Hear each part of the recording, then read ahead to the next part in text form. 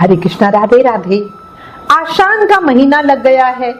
इसी महीने में जग के नाथ जगन्नाथ जी की रथ यात्रा होती है। इसी महीने के अंत के साथ ही श्री हरि विष्णु 4 महीने के शयन के लिए चले जाते हैं और सभी शुभ कार्य रुक जाते हैं। चातुर्य मास का समय इसी महीने के अंत से शुरू हो जाएगा। इस साल 2023 में अधिक मास होने से सावन का महीना भी लंबा चलेगा। अब हम आषाढ़ मास के कृष्ण पक्ष में आने वाली एकादशी और अन्य व्रतों की चर्चा करते हैं। इस साल 2023 में कब है योगिनी एकादशी व्रत, 13 जून का या 14 जून का? आज इस वीडियो में हम योगिनी एकादशी 2023 का शुभ मुहूर्त और व्रत खोलने यानी पारण का समय जानेंगे। साथ ही रोग मुक्ति और निरोगी काया के लिए महा उपाय भी बताऊंगी। इसी के साथ प्रदोष व्रत, शिवरात्रि व्रत और आषाढ़ अमावस्या की चर्चा भी करेंगे। एक वीडियो में बहुत सारी जानकारी मिलेगी, इसलिए प्लीज वीडियो लास्ट तक जरूर देखना। चर्चा शुरू करते हैं। योगिनी एकादशी व्रत का महत्व और पूजा विधि अपनी अगली वीडियो में बताऊंगी। अब शॉर्ट में बस इतना कहती हूं कि योगिनी एकादशी बहुत ज्यादा पुण्य देने वाली महाफलदायी एकादशी है। धार्मिक मान्यता है कि योगिनी एकादशी का व्रत श्रद्धा पूर्वक करने से किसी भी इंसान के कुष्ठ रोग या कोढ़ तक का पूरी तरह निवारण हो जाता है, वो उपचार हो जाता है और कोई भी अनजाने में किए हुए पाप भी नष्ट हो जाते हैं। योगिनी एकादशी का व्रत रखने वाले लोगों को धरती पर सभी सुख सुविधाएं मिलती है और अंत में मोक्ष भी मिलता है। देखो, जीवन में हम सब से जाने अनजाने में इतने पाप हो जाते हैं, इसी से हम सबको योगिनी एकादशी का व्रत जरूर करना चाहिए। जिस तरह योग से हम शुद्ध होते हैं, उसी तरह इस योगिनी एकादशी व्रत के प्रभाव से हमारी आत्मा, शरीर, विचार, वाणी सब शुद्ध हो जाते हैं। जो व्रत नहीं कर सकते वो भी भगवान विष्णु और पीपल वृक्ष की पूजा जरूर करें, एकादशी की कथा जरूर सुने और ज्यादा से ज्यादा नाम जाप करें। इस दिन व्रत रखने से 88,000 ब्राह्मणों को भोजन कराने जितना फल मिल जाता है। साथ ही हमें किसी भी श्राप से मुक्ति भी मिल जाती है। आज के समय में लोग जो दूसरों को हाय देते हैं या नजर लगाते हैं, उस हाय और नजर का प्रभाव इस व्रत से कम हो जाता है। अब इस साल 2023 में योगिनी एकादशी व्रत पूजा के शुभ मुहूर्त और व्रत पारण समय की चर्चा करती हूँ। ठीक है, शुरू करते हैं। देखो, सबसे पहले आपको एकादशी तिथि का समय बता देती हूँ। एकादशी तिथि 13 जून को सुबह 9:28 पे शुरू होगी और 14 जून को सुबह 8:48 पे समाप्त होगी। उदया तिथि के अनुसार योगिनी एकादशी का व्रत 14 जून को रखा जाएगा। अब आपके मन में ना प्रश्न आएगा कि जब एकादशी तिथि 13 जून की सुबह से ही पूरे दिन की है, उस दिन तो हम व्रत कर नहीं रहे हैं, और 14 जून को जब सुबह ही एकादशी तिथि समाप्त होकर द्वादशी लग जाएगी, तो फिर हम उस दिन व्रत करेंगे। भाई क्यों? तो समझो इस बात को।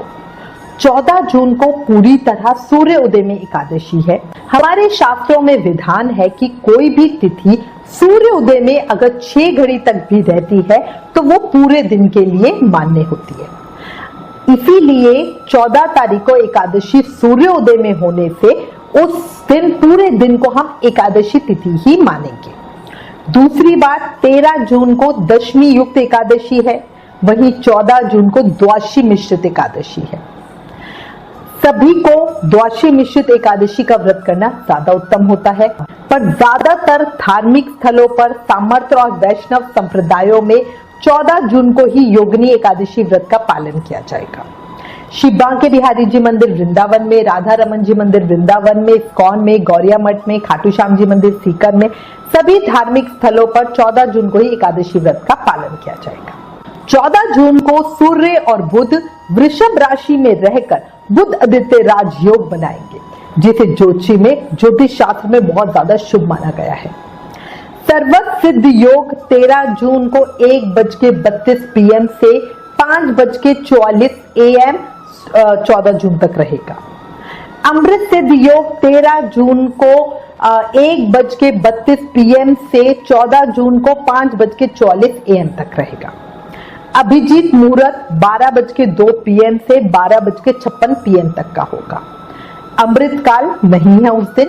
ब्रह्म मुहूर्त 4:10 AM से 4:58 AM तक के बीच का है। ठीक है। योगिनी एकादशी के दिन सुबह पूजा के 3 शुभ मुहूर्त बन रहे हैं। पहला मुहूर्त बन रहा है सुबह 5:23 से 7:07 तक का।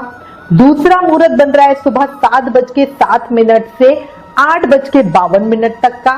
तीसरा मुहूर्त बन रहा है सुबह 10:37 से लेकर दोपहर को 12:21 तक का। सबसे उत्तम होगा पहले या दूसरे मुहूर्त में ही पूजा करनी।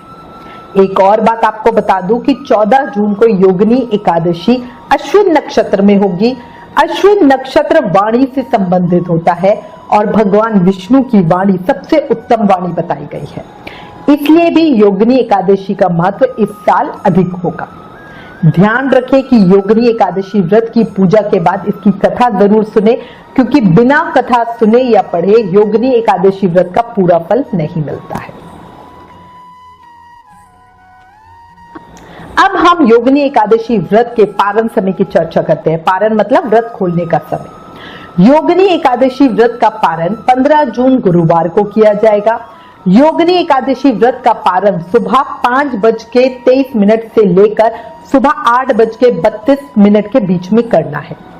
पारण तिथि के दिन द्वादशी समाप्त होने का जो समय है वो 8:32 AM का है। कुछ भी करके किसी भी हालात में अपना व्रत सुबह 8:32 AM से पहले खोल ले, क्योंकि उसके बाद त्रयोदशी तिथि लग जाएगी और द्वादशी तिथि के भीतर पारण ना करने से हमें एकादशी व्रत का पूरा फल नहीं मिलता। इसलिए कुछ भी करके 8:32 AM से पहले व्रत खोल ले। 15 जून 2023 दिन वीरवार को प्रदोष व्रत रखा जाएगा। वीरवार को पढ़ने से इसे गुरु प्रदोष व्रत कहा जाएगा। आषाढ़ मास के कृष्ण पक्ष की त्रयोदशी तिथि जो है वो 15 जून गुरुवार को सुबह 8:32 से लग जाएगी। इस तिथि का समापन 16 जून शुक्रवार को सुबह 8:39 पे होगी।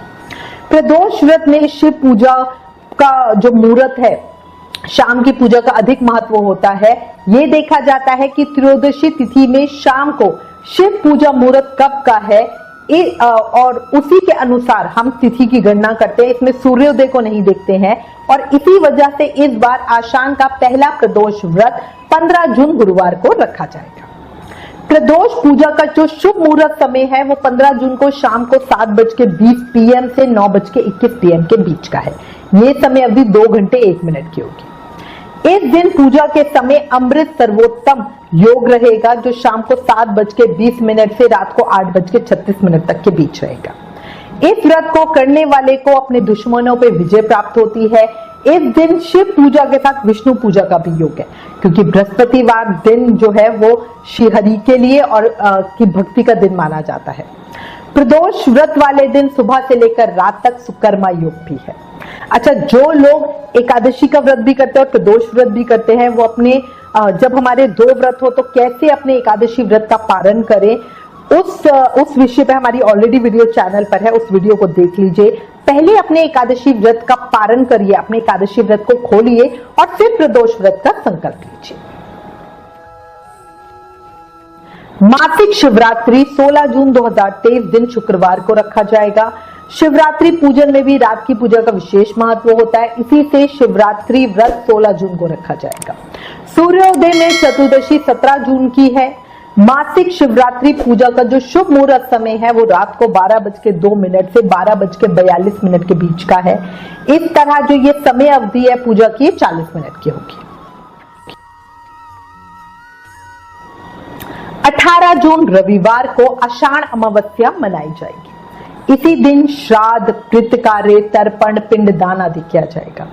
इस बार ध्यान रखना अमावस्या रविवार की है, इसलिए पीपल पर जल अर्पित मत करना, वरना हर अमावस्या पर हम पीपल में जल जरूर अर्पित करते हैं पितरों के नाम से, पर इस बार नहीं करेंगे।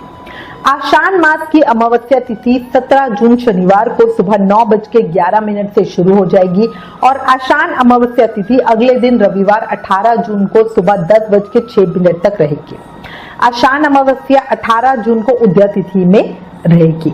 इस दिन स्नान, दान और पूजा पाठ किया जाएगा। उससे पहले 17 जून को आषाढ़ की दश अमावस्या होगी। 18 जून को आषाढ़ अमावस्या स्नान और दान पूजा का जो शुभ मुहूर्त समय है वो 7:08 से दोपहर को 12:37 तक का समय है। इसमें भी सुबह 8:53 से 10:37 तक लाभ उन्नति मुहूर्त है, जबकि सुबह 10:37 से दोपहर को 12:37 तक का अमृत सर्वोत्तम मुहूर्त है। इस साल आषाढ़ माह के शुक्ल पक्ष की प्रतिपदा तिथि 18 जून रविवार को सुबह 10:06 से शुरू हो रही है। ये तिथि अगले दिन सोमवार 19 जून को सुबह 11:25 तक है। प्रतिपदा तिथि 19 जून को है, इसलिए आषाढ़ गुप्त नवरात्रे 19 जून से शुरू होंगे।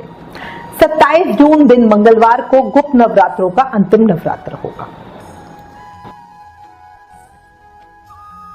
20 जून दिन मंगलवार को जगन्नाथ जी की रथ यात्रा शुरू होगी। जगन्नाथ जी की रथ यात्रा का जो शुभ मुहूर्त समय है वो एक अलग वीडियो में बताऊंगी। अब मैं आपको इस एकादशी पर करा जाने वाला एक महा उपाय बताती हूं, जिससे सभी तरह के रोगों से मुक्ति मिलती है। जो व्यक्ति कुछ लोग या त्वचा संबंधी किसी भी रोग से पीड़ित हो, उनके लिए योगिनी एकादशी व्रत बहुत ज्यादा लाभकारी होता है। महर्षि मार्कंडेय ने एक कुष्ठ रोगी को इस व्रत के बारे में बताया था। देखो, सबसे पहले तो रोगी के शरीर पर चरणामृत से छींटे मारे। पूजा करते समय हम जिस पंचामृत से ठाकुर जी को स्नान करवाते हैं ना, उससे घर के सभी सदस्य के ऊपर छींटे मारे। ये छींटे जो सदस्य स्वस्थ हैं उन पे भी मारे, है ना। इससे होगा क्या कि उनको आगे कोई परेशानी नहीं आएगी, है ना। उनका शरीर बिल्कुल स्वस्थ रहेगा, बॉडी में से कोई भी नेगेटिव एनर्जी होती है वो निकल जाती है। साथ ही योगिनी एकादशी के दिन कोई भी व्यक्ति जो रोगों से पीड़ित है उसे भगवान श्री हरि की उपासना करनी चाहिए, सुंदरकांड का पाठ करना चाहिए। इससे उसके जीवन के सभी कष्ट मिट जाते हैं और बहुत उत्तम फल मिलता है। जो रोगी है वो तो ये करे ही, जो स्वस्थ है वो भी जरूर करें, ताकि उन्हें भी आगे कोई परेशानी ना हो। इसके अलावा नारायण कवच का 3 बार पाठ जरूर करें।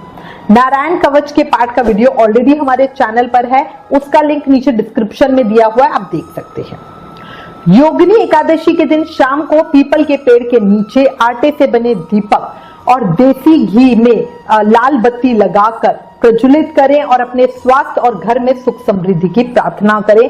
बहुत अच्छा फर्क आपको दिखेगा। इसी के साथ मैं उम्मीद करती हूँ इस वीडियो में दी गई जानकारी आपके लिए उपयोगी होगी।